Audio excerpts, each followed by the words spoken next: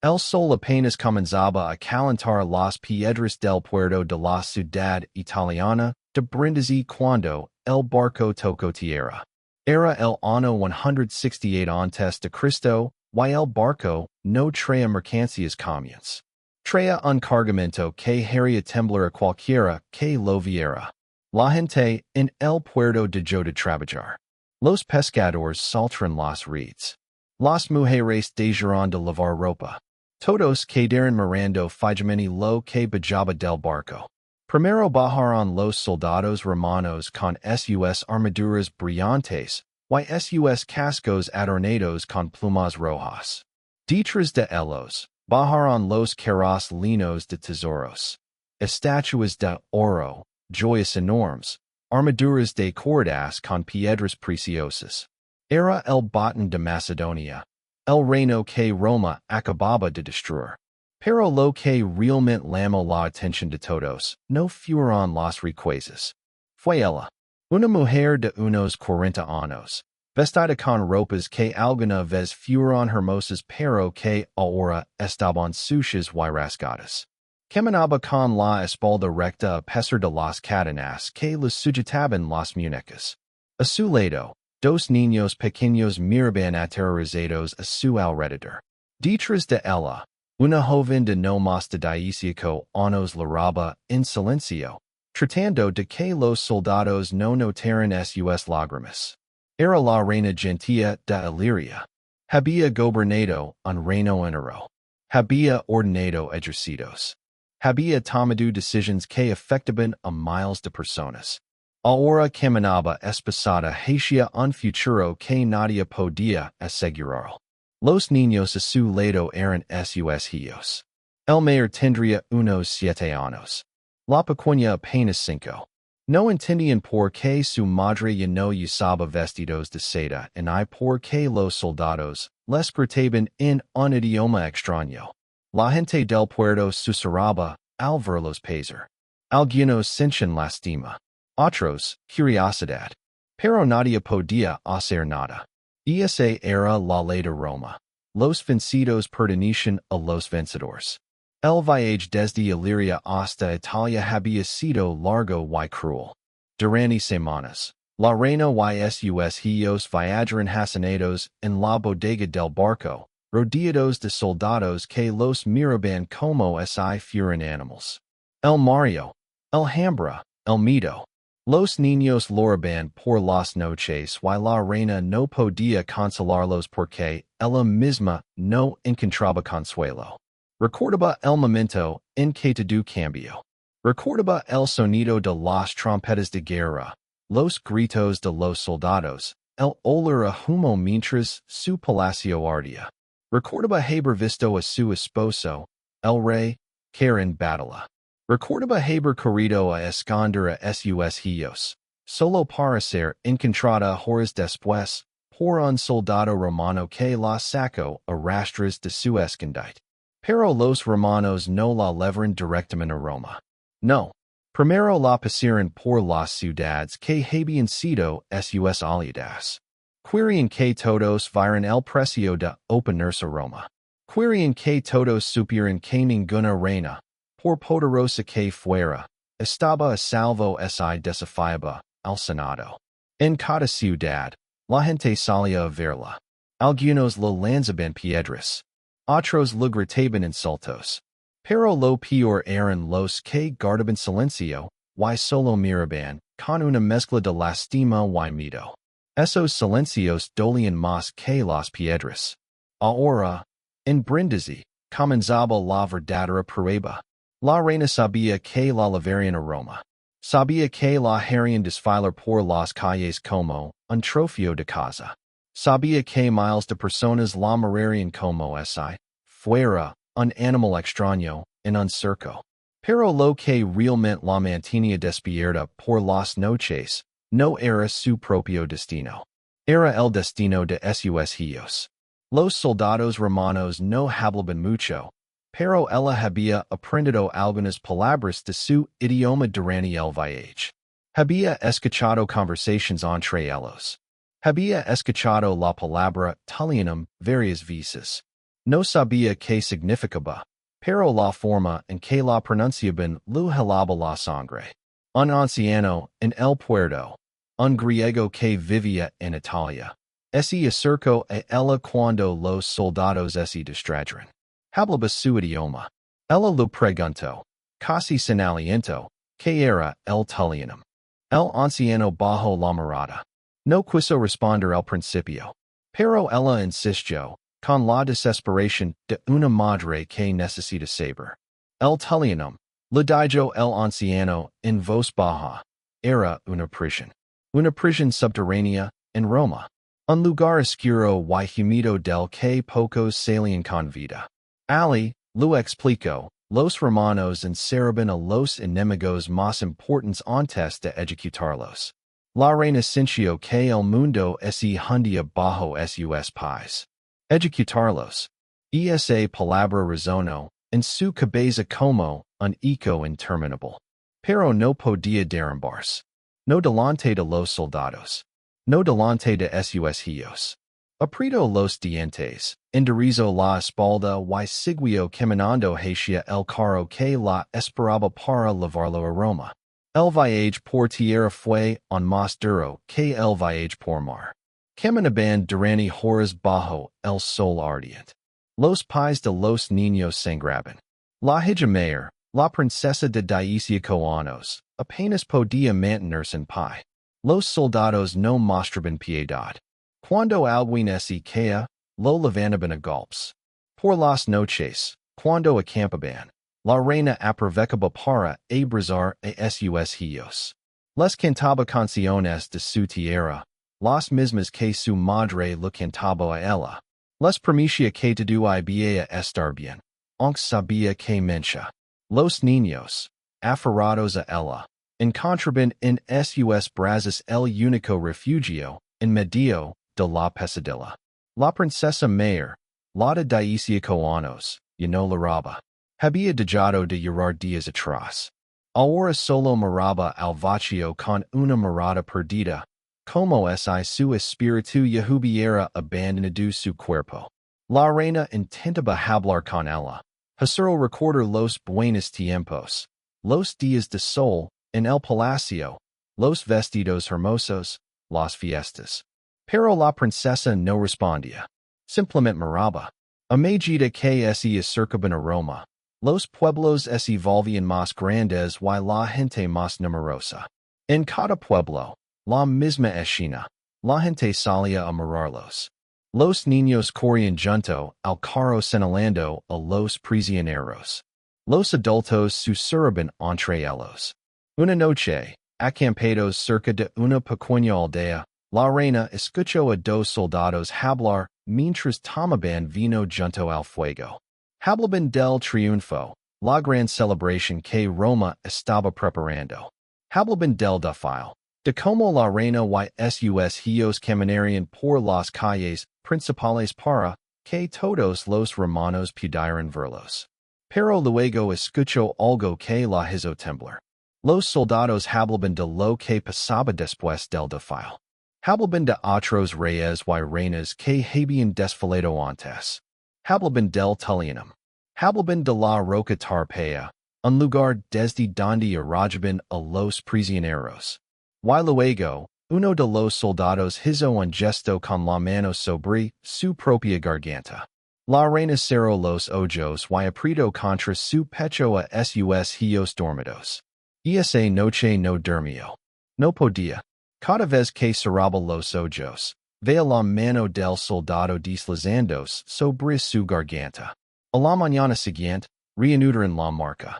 El sol salió como siempre, indiferente al dolor humano. Los pajaros cantaban. Los campesinos trabajaban en los campos. La vida seguía. Pero para la reina Gentia de Iliria, la vida ya no era vida. Era solo una espera. Una larga y dolorosa espera hacia un final que presencia pero que no podía imaginar. Sus hijos, llenos de todo, jugaban con unas piedras que habían recogido del camino. Haitian castillos imaginarios en el suelo polvoriento. La reina los moraba y cincha que el corazón y la partía en pedazos. Roma estaba cerca. Podía sentirlo en el aire. Pronto viría con sus propios ojos la ciudad que había destruido su mundo. Pronto caminaría por sus calles arrastrando cadenas. Pronto, sus hijos serían el centro de las miradas de miles de extraños. Y después de eso, solo Dios sabía qué pasaría. Mientras el carro avanzaba lentamente hacia su destino, la reina tomó la mano de su hija pequeña y la apretó con suavidad. La niña levantó la vista y sonrió. Era una sonrisa inocente. Una sonrisa que aún no conocía el miedo verdadero. La reina sonrió también, aunque por dentro lloraba. Y siguió adelante, hacia Roma, hacia su destino, hacia lo desconocido, el día llegó. Un día que Roma había esperado durante meses. Un día de fiesta, de vino, de gritos y de celebración. Pero para una mujer y sus hijos, ese día sería el más largo y doloroso de sus vidas. La reina Gentia despertó antes del amanecer. No había dormido en toda la noche. El frío del calabozo donde la habían encerrado calaba hasta los huesos. A su lado, sus hijos dormían abrazados, buscando calor entre ellos. La pequeña de 5 años temblaba mientras sonaba. Afuera, escuchaba el bullicio. Roma estaba preparando para el gran día. Unas horas después, los soldados abrieron la puerta. Entraron sin decir palabra. Agarraron a la reina por los brazos y la levantaron. Los niños despertaron asustados, empezaron a llorar. Uno de los soldados les gritó que calaran. La reina quiso correr hacia ellos, pero los soldados la sujetaron con fuerza. Les hicieron vestir las ropas que habían traído de su tierra. Ropas que antes eran hermosas y ahora estaban rotas y sucias. Pero los romanos querían que las usaran. Querían que todos reconocieran en ellos a los enemigos vencidos. A la princesa joven, la de 15 años, le colocaron una corona en la cabeza. No era una corona de oro como las que usaba antes. Era una corona de hierro, pesada y fea, hecha para humillar. Ella bajó la mirada y no dijo nada. Y no decía nada desde hacía días. Los niños fueron colocados detrás de su madre. El niño de 7 años intentaba parecer valiente, pero sus ojos delataban el miedo. La niña pequeña no entendía nada. Solo quería que su mamá la cargara. Cuando salieron a la calle, el ruido los golpeó como una ola. Miles de personas. Hombres, mujeres, niños, ancianos. Todos aperchillados a los lados de la calle. Todos gritando, aplaudiendo, riendo. Algunos lanzaban flores. Otros lanzaban insultos. El desfile comenzó. Primero paran los carros cargados con el tesoro de su pueblo. Objetos que ella había visto en su palacio, que habían pertenecido a su familia, ahora eran mostrados como trofeos. Había estatuas de sus dioses, joyas de su abuela, armas de su esposo. Todo pasaba frente a sus ojos mientras ella esperaba su turno. Detrás del tesoro, pasaban los soldados enemigos capturados. Hombres que habían luchado por proteger su reino ahora caminaban encadenados, cabizbajos, cubiertos de polvo y sangre seca. Algunos tenían heridas que aún no habían sanado. Y entonces llegó su momento. La reina Gentia sintió un empujón en la espalda. Sus pies comenzaron a moverse. Sus hijos la seguían. La princesa joven caminaba detrás, con la mirada perdida. El primer paso fue el más difícil. Sentir los ojos de todos sobre ella. Escuchar los murmullos.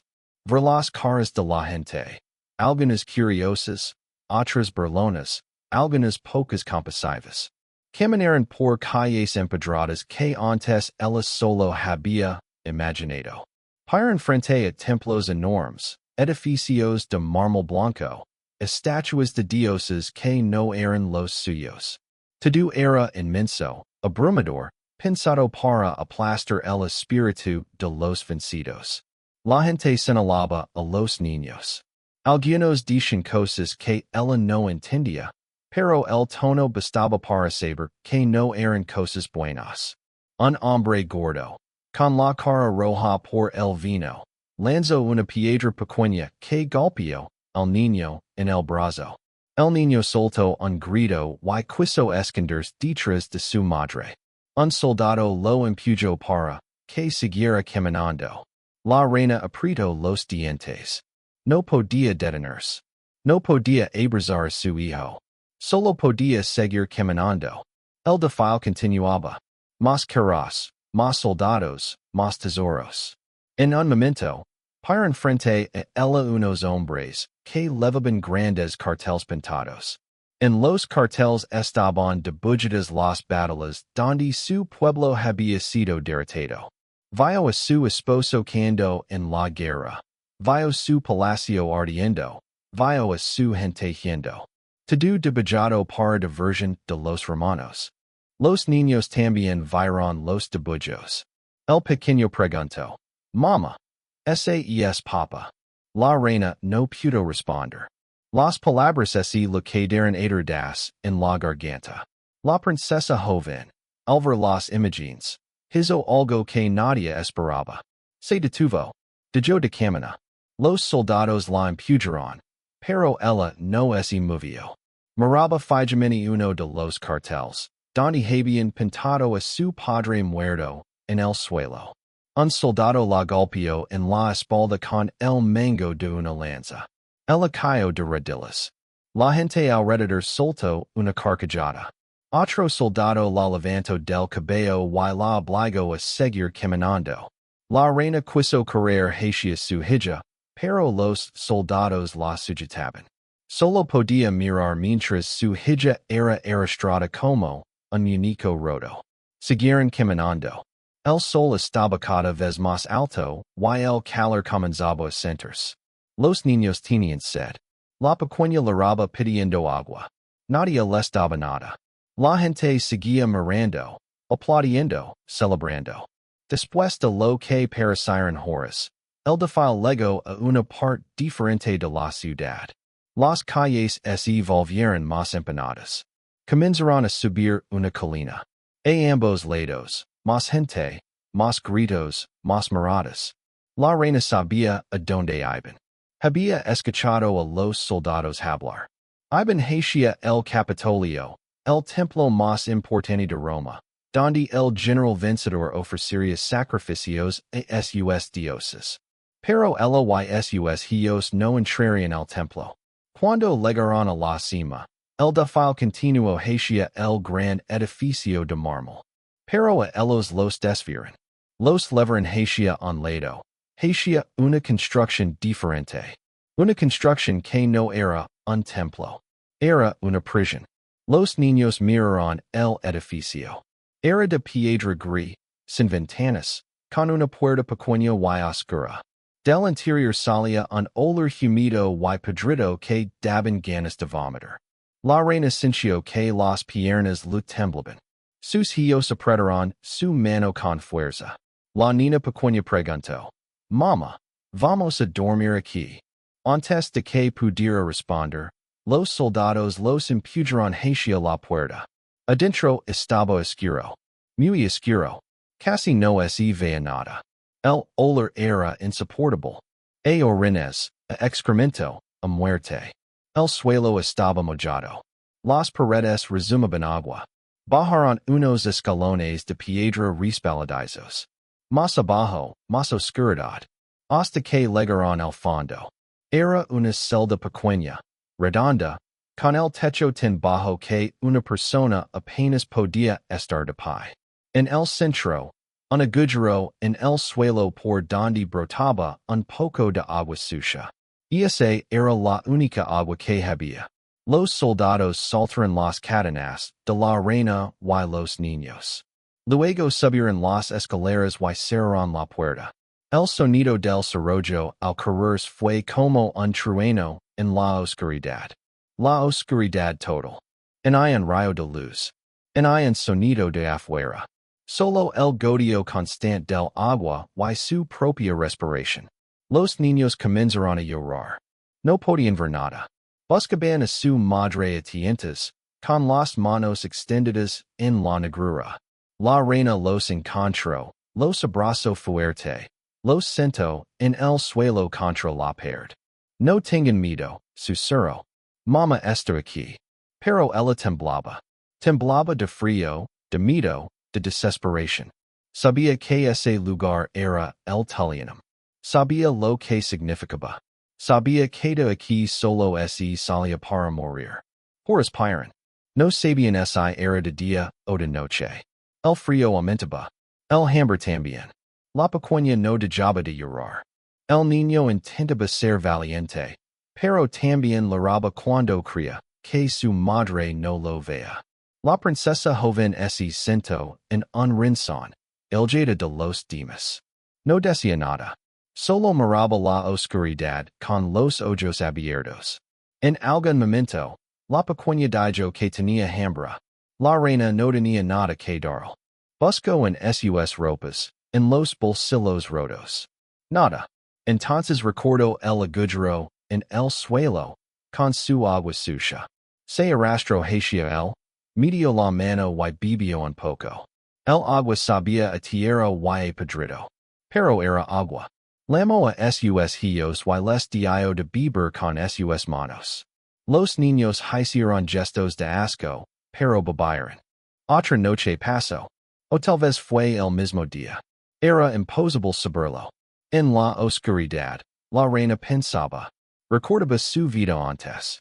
Recordaba su boda, el nacimiento de sus hijos, los días de sol, en el jardín del palacio.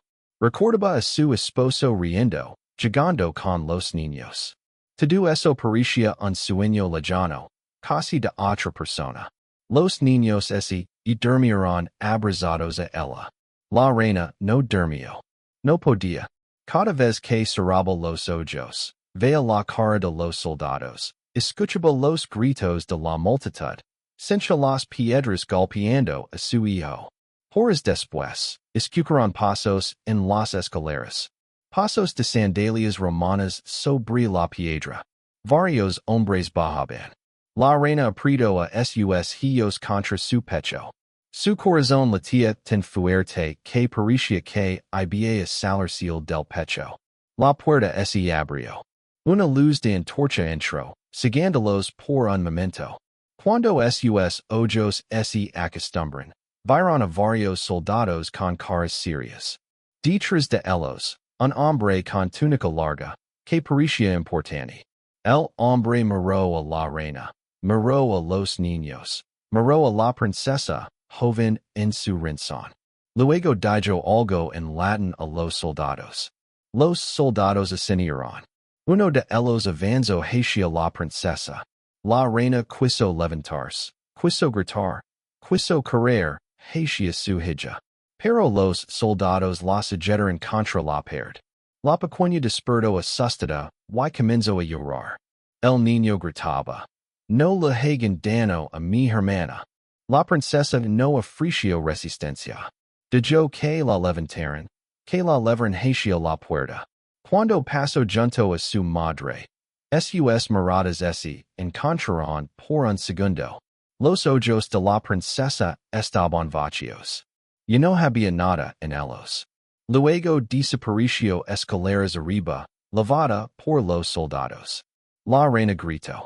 Gritó con todas sus fuerzas. Gritó el nombre de su hija una y otra vez.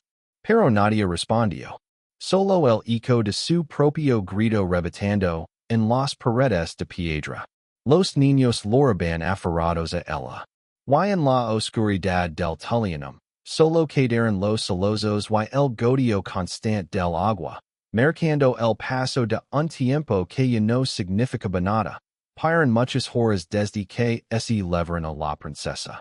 La reina Gentia perdió la cuenta del tiempo en esa oscuridad eterna.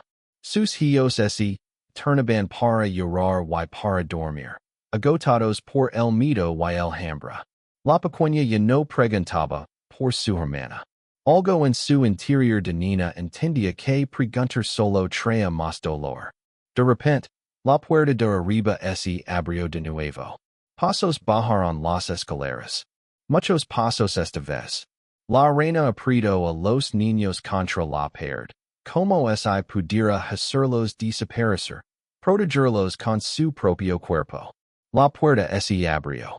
La luz de las antorchas iluminó la celda. Entraron 4 soldados y el mismo hombre de la túnica larga. Detrás de ellos, alguien más bajaba lentamente. Era la princesa, pero no era la misma. Su ropa estaba aún más rota.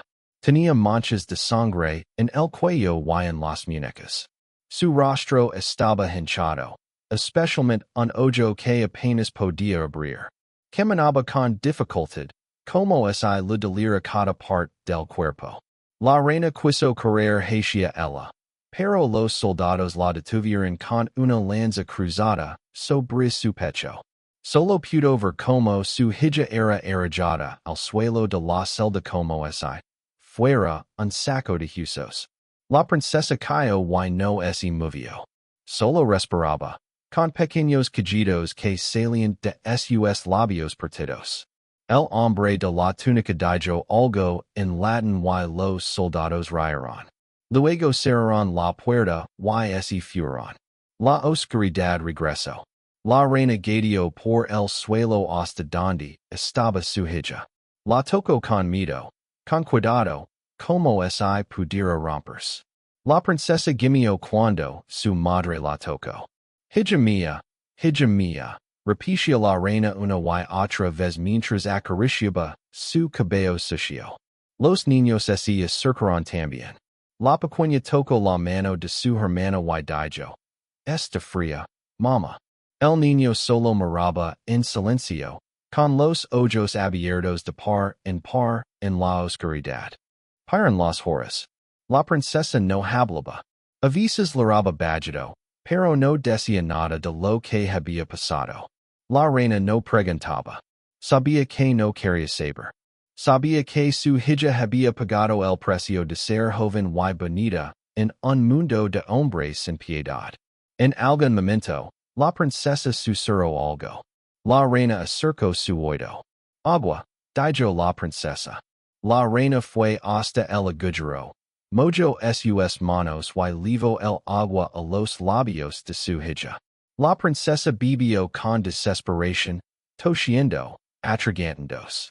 Los días siguientes fueron iguales. Oscuridad, frío, hambre, sed. Los soldados bajaban a veces. A veces traían un poco de pan duro. A veces solo bajaban a mirarlas, a reír de ellas, a decir cosas que no entendían pero que imaginaban. Una noche, o tal vez un día, la princesa habló. Su voz era un susurro roto. Mamá, ¿por qué no nos mataron? La reina no supo qué responder. Ella también se lo preguntaba. ¿Por qué los mantenían vivos? ¿Qué esperaban? ¿Qué más podían quitarles? El niño, que escuchaba, preguntó. Mamá, ¿nos van a matar? La reina lo abrazó fuerte. No, mi amor. No voy a pasar nada. Mamá está aquí. Pero el niño ya no era tan pequeño. Tenía 7 años y entendía más de lo que ella creía. Pero a papá lo mataron, dijo. La reina sintió que el corazón se le rompía en pedazos aún más pequeños. Tu papá fue un guerrero valiente, dijo. Luchó por su pueblo. Nosotros también debemos ser valientes. La pequeña, que tenía 5 años, preguntó. Mamá, vamos a ver a papá pronto. La reina no pudo responder. Solo apretó a sus hijos contra su pecho y lloró en silencio para que no la escucharan. Paran más días. El hambre era cada vez peor. El pan que bajaban apenas alcanzaba para no morir. La princesa empeoraba. Tenía fiebre. Temblaba y sudaba al mismo tiempo. La herida de su ojo se había infectado y olía mal. La reina le ponía panos de agua sucia en la frente. Era lo único que podía hacer. La princesa delaraba. Hablaba en sueños de cosas que no entendían. A veces gritaba, no, por favor no. A veces reía como una loca. Los niños tenían miedo de su hermana. La pequeña se escondía detrás de su madre cuando la princesa empezaba a delirar. Una madrugada, la princesa despertó lúcida. La fiebre había bajado. Miró a su madre con ojos claros. Los primeros días sin esa mirada perdida. Mama dijo. Quiero decir algo. La reina se acercó. La princesa habló en voz muy baja, para que los niños no escucharan. Contó lo que le habían hecho los soldados. Contó cómo la habían llevado a una habitación, cómo la habían sujetado entre varios, cómo habían abusado de ella una y otra vez. Contó que el hombre de la túnica había sido el primero. Contó que después pairon muchos. Contó que cuando ella gritaba, la golpeaban. Cuando lloraba, se reían. La reina escuchó sin interrumpir. Su rostro permaneció inmóvil, pero por dentro cada palabra era un cuchillo.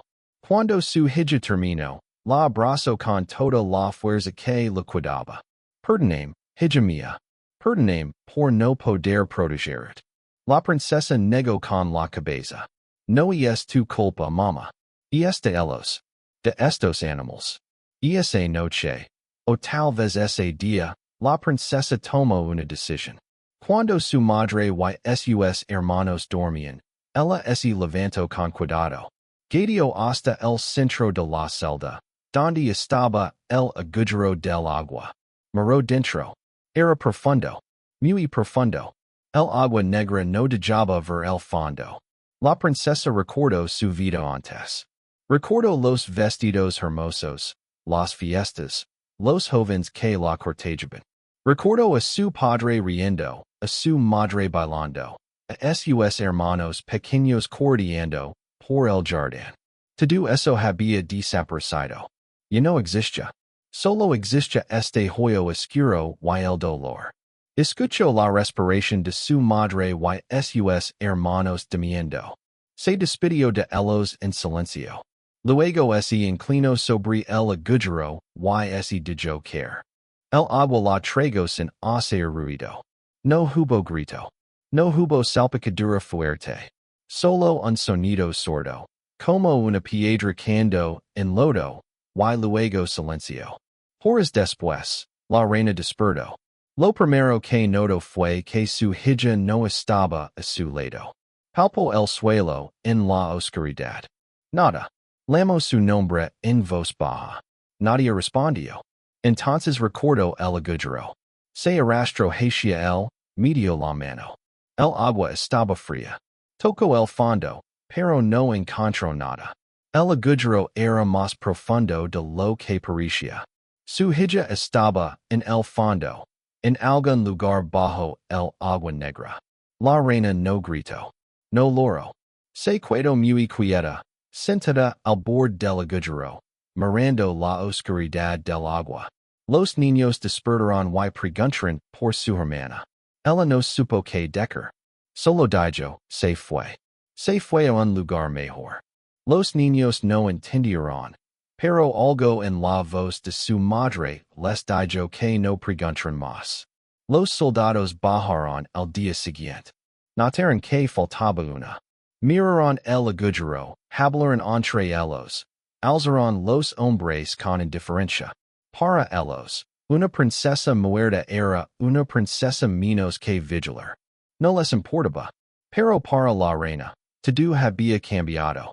Su hija mayor, su primera hija, la niña que había visto nacer, estaba muerta en el fondo de un pozo negro. Y ella no había podido hacer nada para evitarlo. Esa noche, abrazada a sus dos hijos pequeños, la reina Gentia sintió algo nuevo. Ya no era solo miedo. Ya no era solo tristeza. Era una rabia fría, profunda, que crecía en su pecho como una llama silenciosa. Los romanos le habían quitado su reino. Le habían quitado su esposo. La habían quitado su dignidad. Y ahora la habían quitado a su hija. Pero on lo quedaban sus dos hijos pequeños. On podía protegerlos. On podía luchar por ellos. Aunque fuera solo con su presencia. Con su abrazo. Con su voz en medio de la oscuridad. Afuera, en Roma, la gente seguía con su vida. Los mercados abrían. Los niños jugaban. Los soldados celebraban su victoria. Nadie sabía, nadie imaginaba, lo que pasaba en el fondo del Talianum. Nadie pensaba en esa mujer y esos niños abandonados en la oscuridad. Pero ellos seguían vivos. Y mientras estuvieran vivos, habría esperanza. Una pequeña, diminuta esperanza de que tal vez, de alguna manera, pudieran salir de ese lugar. La reina apretó a sus hijos contra su pecho y cerró los ojos. En su mente, comenzó a recordar cada detalle del rostro de su hija. La forma de sus ojos, el sonido de su risa, el calor de su mano. Mientras ella recordara, su hija no estaría del todo muerta. Y en la oscuridad del Talianum, el agua siguió goteando, marcando las horas de una espera que parecía no tener fin. Los días se convirtieron en semanas. O tal vez en meses. En la oscuridad del Talianum, el tiempo había dejado de existir para la reina Gentia y sus dos hijos pequeños. El niño de 7 años ya no lloraba. Su rostro se había vuelto duro, como el de un hombre viejo atrapado en un cuerpo pequeño. La niña de 5 años hablaba poco y cuando lo hacía era en susurros, como si tuviera miedo de que alguien la escuchara. Una mañana, la puerta de arriba se abrió con un ruido diferente. No eran los pasos pesados de los soldados de siempre. Eran pasos más ligeros, más rápidos. Voces nuevas. La reina se incorporó. Algo estaba pasando. La puerta de la celda se abrió y la luz la siguió por un momento. Cuando pudo ver, distinguió a varios hombres. No eran soldados comunes. Vestían túnicas limpias, levaban anillos en los dedos. Eran personas importantes. Uno de ellos habló en un latín claro y pausado. Detrás de él, un intérprete tradujo al griego, un idioma que la reina entendía. La reina Gentia de Iliria y sus hijos serán trasladados. El Senado ha decidido su destino. La reina no supo si alegrarse o temer más. ¿Trasladados a dónde? ¿A otro calabozo? ¿A la muerte? Los hombres esperaron mientras los soldados subían a los prisioneros por las escaleras. La reina tuvo que cargar a su hija pequeña porque la niña ya no podía caminar bien. Sus piernas se habían debilitado por falta de movimiento y comida. El niño caminaba solo, con la cabeza en alto, mirando a los romanos con ojos que permitían cosas que un niño no debería prometer. Al salir del Talianum, la luz del sol los golpeó como una bofetada. La reina cerró los ojos con fuerza, sintiendo ardor hasta a través de los párpados. Los niños se cubrieron la cara con las manos, asustados por algo que no recordaban. Cuando sus ojos se acostumbran, la reina miró a su alrededor. Estaban en una calle de Roma. La gente pasaba junto a ellos sin mirarlos, como si fueran parte del paisaje. Ya no eran la atracción principal. Ya no eran noticia. Eran solo otro grupo de prisioneros siendo trasladados. Los llevaron por calles que no conocía, hasta llegar a una casa enorme. No era un palacio como los de su tierra, pero era grande y estaba bien cuidada. Tenía columnas en la entrada y un patio interior con plantas y una fuente. Era la casa de un romano rico. Muy rico. Un hombre salió a recibirlos. Vestía una túnica blanca con bordes púrpura, señal de que pertenecía a una familia importante. Miró a la reina y a los niños con curiosidad, como quien examina un objeto recién comprado. El interpret explico. Este es Lucio Emilio Paulo. El general que venció a tu pueblo. Por decisión del Senado.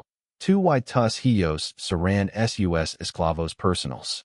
Viveran en su casa y harán lo que el orden. La reina sintió que el mundo se detenía. Esclavos. Ella, que había sido reina, ahora era esclava en la casa del hombre que destruyó su reino. Ella, que había dado órdenes, ahora recibiría órdenes. Ella, que había tenido cientos de sirvientes, ahora serviría. Los niños no entendían bien lo que significaba, pero vieron la cara de su madre y supieron que no era nada bueno. El general los miró un momento más y luego dio unas órdenes breves. Un esclavo mayor, canoso y con cicatrices en los brazos, se acercó a ellos. Les hizo señas para que lo siguieran. Los llevaron a una parte de la casa donde vivían los esclavos. Era un espacio pequeño, con varias camas de paja en el suelo. Otras personas estaban allí. Hombres, mujeres, niños de diferentes edades y lugares. Todos esclavos.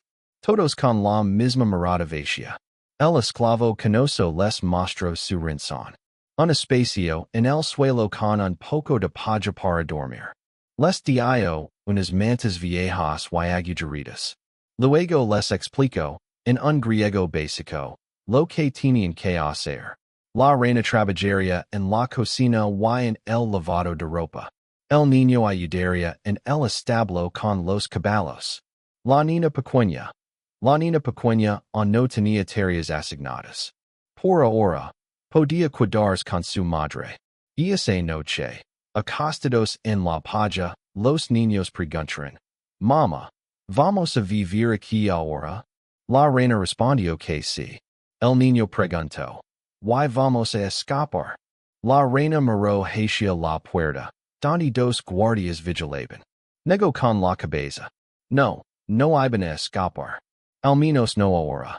Los primeros días fueron un infierno diferente al italiano, pero infierno al fin. La reina trabajaba desde antes del amanecer hasta después del anochecer. Lavaba ropa, fregaba suelos, pelaba verduras, lavaba agua. Sus manos, acostumbradas a las sedas y a las joyas, se llenaron de ampollas y cortes. Sus rodillas dolían de tanto arrodillarse para fregar. Pero lo peor no era el trabajo. Lo peor era ver a sus hijos. El niño volvía cada noche del establo con moretones nuevos. Los esclavos mayores se burlaban de él. Los guardias lo golpeaban por cualquier motivo. Un día llegó con un diente roto. La reina le limpió la sangre y no dijo nada. ¿Qué podía decir? La niña pequeña se había vuelto invisible. Pasaba los días en un rincón de la cocina, acurrucada, sin hablar. A veces, alguna esclava buena le daba un trozo de pan. Otras veces, alguien la pediaba para que se quitara del camino. La niña aprendió a hacerse pequeña, a no molestar, a no existir. Un día, el general mandó llamar a la reina. La llevaron a una habitación donde él estaba sentado, comiendo frutas mientras un esclavo lo abanicaba. Frente a él, en el suelo, había una pequeña banqueta. Lo indicaron que se sentara allí. El general la miró largo rato. Luego habló a través del intérprete. Tu esposo murió como un cobarde, yendo del campo de batalla. La reina apretó los dientes. Su esposo había muerto luchando, rodeado de enemigos. Pero sabía que no podía contradecir a su amo. El general continuó. Tu pueblo ya no existe. Tu reino es una provincia romana. Tus dioses son mentira. Tus costumbres, basura. La reina bajó la cabeza y asintió. Era lo que esperaban de ella. Sumisión. Aceptación. Pero por dentro, algo hervía. El general pareció satisfecho con su sumisión. Hizo un gesto y la despidieron. De vuelta en la cocina, la reina siguió pelando verduras, en silencio. Pero esa noche, cuando sus hijos dormían, ella no durmió. Miró el techo y pensó. Los meses pasaron. El niño se volvió más fuerte. Aprendió a sobrevivir en el establo, a esquivar golpes, a ganarse pequeños favores de los esclavos mayores. Aprendió a sonreír cuando quería golpear. Aprendió a calar cuando quería gritar. La niña seguía siendo invisible, pero había encontrado una amiga. Una esclava vieja, casi ciega, que ya no podía trabajar y pasaba los días en un rincón. La vieja le contaba historias de su tierra, un lugar lejano llamado Numidia. La niña escuchaba en silencio y por primera vez en mucho tiempo, a veces sonría. La reina se convirtió en la mejor lavandera de la casa. Nadie dejaba la ropa tan limpia como ella. Nadie conoce mejor los trucos para quitar manchas difíciles. Los otros esclavos la respetaban. Algunos amos menores la miraban con curiosidad. Pero nunca olvidaba. Nunca olvidaba quién era. Nunca olvidaba lo que había perdido. Nunca olvidaba su hija mayor, muerta en el fondo de un pozo negro. Una noche, cuando los niños dormían, la reina sintió que alguien se sentaba a su lado. Era el esclavo canoso que los había recibido el primer día. El que tenía cicatrices en los brazos. Tú no eres como los demás, dijo en su griego básico. Tú piensas. Tú recuerdas. La reina no respondió. El hombre continuó. Yo fui rey. En mi tierra, yo fui rey. Los romanos me capturaron hace 20 años. Desde entonces, soy esclavo. La reina lo miró con atención. Por primera vez, notó algo en sus ojos. Algo que no había visto en nadie desde que llegó a Roma. Esperanza. 20 años, repitió la reina. 20 años esperando, dijo el hombre. Esperando el momento. Esperando encontrar a alguien en quien confiar. La reina entendió. Este hombre no había perdido la esperanza. Este hombre seguía planeando, aunque habían pasado 20 años. ¿Qué esperas? Preguntó. El hombre miró hacia la puerta, hacia los guardias dormidos, hacia la noche oscura. Luego susurró. La muerte de Roma no llegará en un día. Llegará poco a poco. Llegará cuando menos lo esperen. Y nosotros, los que recordemos quienes fuimos, estaremos ali para verla caer. La reina sintió un escalofrío. No de miedo. De algo que había olvidado. De algo que creía muerto dentro de ella. El hombre se levantó y se fue, tan silenciosamente como había llegado. La reina miró a sus hijos dormidos. El niño, con su cara de hombre viejo. La niña, con sus ojos tristes. Pensó en su hija muerta. Pensó en su esposo quedado. Pensó en su reino destruido. Y por primera vez en muchos meses, sonrió. No era una sonrisa feliz. Era una sonrisa fría, oscura, peligrosa. La sonrisa de alguien que ha tocado fondo y ha decidido que ya no será más. Afuera, Roma seguía su curso. El imperio más poderoso del mundo descansaba tranquilo, creyéndose eterno. Pero en las sombras de sus propias casas, en los rincones donde vivían los vencidos, algo comenzaba a moverse. Algo pequeño. Algo lento. Algo que tal vez no vería resultados en años o décadas. Pero algo que existía. La esperanza de los que no tienen nada. Y la reina gentia, la mujer que había perdido todo, la reina sin reino, la madre sin hija, la esclava sin libertad, sintió que esa esperanza también vivía en ella. Esa noche, antes de dormir, susurró al oído de sus hijos una frase en su idioma natal. Una frase que sus abuelas lo enseñaron. Una frase que significaba, resist. Sobrevive. Recuerda. Los niños no entendieron del todo, pero algo en la voz de su madre les hizo dormir más tranquilos. Y en la oscuridad de la habitación de esclavos. En una casa romana cualquiera, una reina queda comenzó a tejer, patientment, los hilos de algo que en ella misma sabía que era. Pero era algo. Y a veces, eso es sufficient. Piran 10 años desde que la reina Gentia llegó a Roma. 10 años desde que desfiló encadenada por las calles. 10 años desde que su hija mayor murió en el fondo del Talianum.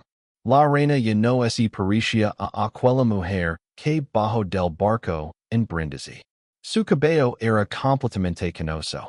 Su espalda, antes recta como una lanza, ahora estaba encorvada por años de lavar ropa y fregar suelos.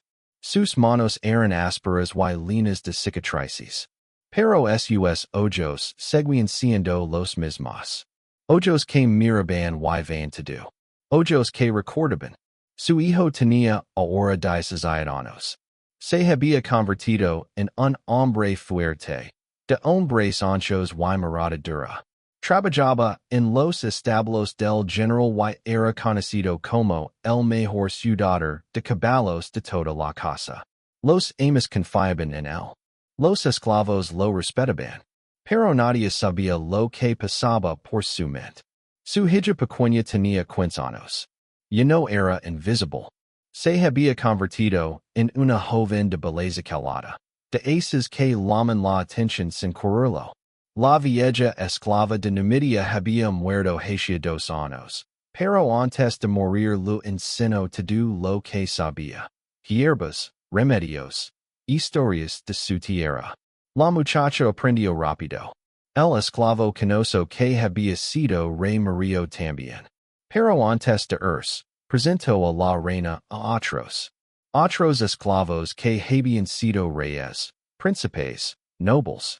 Otros que recordaban. Otros que esperaban. La red era pequeña pero existía. En diferentes casas de Roma, en diferentes rincones de la ciudad, había personas como ellos. Personas que sonrían a sus amos mientras planeaban. Personas que servían la comida mientras sonaban con otra cosa. Una noche, el hijo de la reina llegó a su rincón con noticias. Madre, el general ha hablado hoy con otros senadores. He escuchado la conversación mientras les servía vino. La reina levantó la vista. Su hijo hablaba en voz baja, casi sin mover los labios. 10 años de práctica lo habían convertido en un experto. ¿Qué has escuchado? Preguntó ella. Hablan de problemas en las provincias. Hablan de revueltas. En Macedonia, la gente se está levantando. Dicen que un hombre llamado Andrisco dice ser hijo de Persio, el último rey. La reina sintió que el corazón le daba un vuelco. Persio era el rey de Macedonia, el mismo que había desfilado antes que ella. Su hijo había muerto en el Talianum. Pero ahora alguien decía ser él. ¿Y los romanos? Preguntó. Están preocupados. Ven a enviar legions. Pero mientras las legions están fuera, Roma estará más vacía de soldados. La reina asintió lentamente. Durante años, el esclavo canoso lo había hablado de esto.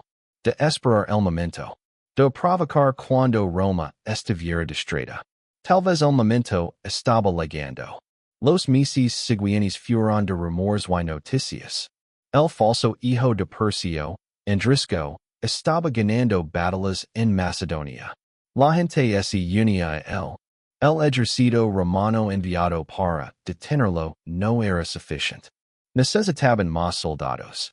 Roma comenzó a vaciarse de legionarios. Las calles estaban más tranquilas. Las casas de los senadores tenían menos guardias. En la oscuridad de la habitación de esclavos, la reina reunió a los suyos. Ya no eran solo ella y sus hijos. Eran 7 personas. 7 esclavos de diferentes casas que compartían un mismo sueño. Los romanos están débiles, dijo la reina en voz baja. Nunca los volveremos a ver así. Si vamos a hacer algo, debe ser ahora. Uno de los hombres, un antiguo guerrero de Grecia, Pregunto. ¿Y qué podemos hacer? Somos siete. Los sunmiles. La hija de la reina. La joven de 15 años. Habló por primera vez en la reunión. Su voz era suave pero firme. No necesitamos matarlos a todos. Solo necesitamos hacerles daño. Solo necesitamos que sepan que no estamos vencidos. Que los vencidos recuerden. Todos la mirarán con respeto. La muchacha que había sido invisible ahora tenía algo en los ojos que nadie había visto antes. El plan comenzó a tomar forma. 3 semanas después, la noche cayó sobre Roma como siempre. La luna estaba escondida detrás de las nubes. Las calles estaban oscuras. En la casa del general, todo estaba en silencio. Los amos dormían. Los guardias, menos de lo habitual porque muchos habían sido enviados a Macedonia, hacían sus rondas sin mucho cuidado. La reina Gentia se levantó de su lecho de paja. Miró a sus hijos. El joven de 17 años asintió. La muchacha de 15 también. Salieron de la habitación sin hacer ruido. Se movían como sombras, como 10 años de práctica les había enseñado. En el establo, el hijo liberó los caballos más valiosos, pero no los dejó escapar. Les dio un golpe seco en las patas traseras, asegurándose de que nunca más pudieran correr. Sin caballos, el general no podría moverse rápido cuando llegaran las noticias. En la cocina, la hija versió un polvo en el agua que los amos beberían al día siguiente. No era veneno. La vieja de Numidia lo había enseñado algo mejor. Era una planta que causaba dolor de estómago, vómitos, diarrea. Nada mortal, pero suficiente para mantener a toda la casa ocupada por días. En el estudio del general, la reina entró sola. Camino entre los rolos de papiro, las cartas, los documentos. Buscaba algo específico. Algo que el esclavo canoso lo había dicho que existía. Y lo encontró. Mapas. Planos de las defensas de Roma. Cartas entre senadores hablando de debilidades. Nombres de generals que estaban en Macedonia y cuyas casas estaban casi vacías. Guardó los documentos bajo su ropa y salió tan silenciosamente como había entrado.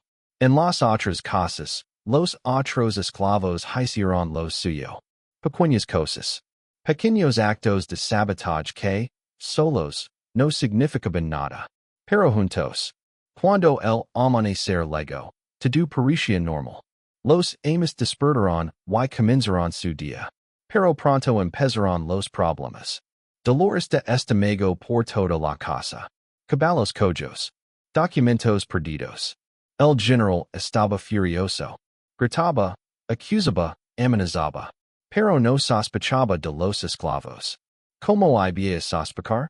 Eran solo muebles. Solo herramientas. Solo cosas. 3 días después, la reina recibió una visita en la cocina. Era uno de los otros esclavos, un hombre que trabajaba en el foro. Los documentos llegaron a las manos correctas, susurró. Hay gente fuera de Roma que los está esperando. Gente que lucha contra Roma. La reina asintió sin levantar la vista de las verduras que pelaba. ¿Quiénes? Preguntó. No lo sé. Pero me dijeron que te dieron las gracias. Y que te dijeron que no has sido olvidada. Que tu reino no ha sido olvidado. Y esa noche, la reina reunió a sus hijos en su rincón. Hemos hecho algo pequeño, dijo. Pero es un comienzo. El hijo preguntó. ¿Y ahora qué? ¿Seguimos esperando? La reina miró a sus hijos. El joven fuerte que había aprendido a sobrevivir en los establos. La muchacha sabía que había heredado el conocimiento de una reina africana muerta. No dijo. Ahora vivimos. Seguimos vivos. Seguimos recordando. Y cuando pase el tiempo, cuando pasen los años, cuando nuestros hijos y los hijos de nuestros hijos estén aquí, ellos también recordarán. La hija pregunto. Alguna vez volveremos a ser libres. La reina tardó en responder. Miró a su alrededor, la habitación oscura, la paja en el suelo, las caras de otros esclavos durmiendo. Tal vez nosotros no, dijo. Pero nuestros nietos sí. O los nietos de nuestros nietos. Roma no durará para siempre. Todos los imperios can. Y cuando Roma caiga, habrá gente que recuerde que una vez fuimos reyes. Que una vez tuvimos reinos. Y esa memoria valdrá más que todo el oro de Roma. Los niños no dirán nada. Pero entenderán. Paran los años. El hijo se convirtió en hombre y tuvo hijos con una esclava de la Galia. La hija se casó con un esclavo de Hispania y también tuvo hijos. La reina Gentia se convirtió en abuela, luego en bisabuela. Nunca volvió a ver su tierra. Nunca volvió a ser libre. Murió una noche de invierno. En su lecho de paja, rodeada de sus nietos. Pero antes de morir, llamó a su hija y luz susurró algo. Cuéntales, dijo. Cuéntales a todos quienes fuimos. ¿De dónde venimos? No dejes que lo olviden. La hija loro y permiso que lo haría. Y así, en las noches, alrededor de pequeños fuegos en las habitaciones de esclavos, una madre cantaba a sus hijos la historia de una reina. Una reina que había gobernado un reino, que había desfilado encadenada, que había perdido una hija en un pozo oscuro, que había vivido 40 años como esclava. Pero que nunca, dejó de ser reina. Los niños escuchaban con los ojos abiertos. Y cuando crecían, contaban la historia a sus hijos. Y así, generación tras generación, la memoria sobrevivió. Roma cayó, como la reina había dicho. Cientos de años después, el imperio más poderoso del mundo se desmoronó. Pero las historias de los vencidos, las historias de los que resistieron, las historias de las reinas que caminaron encadenadas pero nunca doblaron el alma, esas historias siguieron vivas. Y todavía hoy, en algunos rincones del mundo, cuando la noche está oscura y el viento sopla, hay quien susurran el nombre de Gentia. Una reina sin reino. Una esclava sin libertad. Una madre sin hija. Pero una mujer que nunca fue vencida. Porque vencer no es matar. Vencer no es encadenar. Vencer es olvidar quien eres. Y ella nunca olvidó. Fin.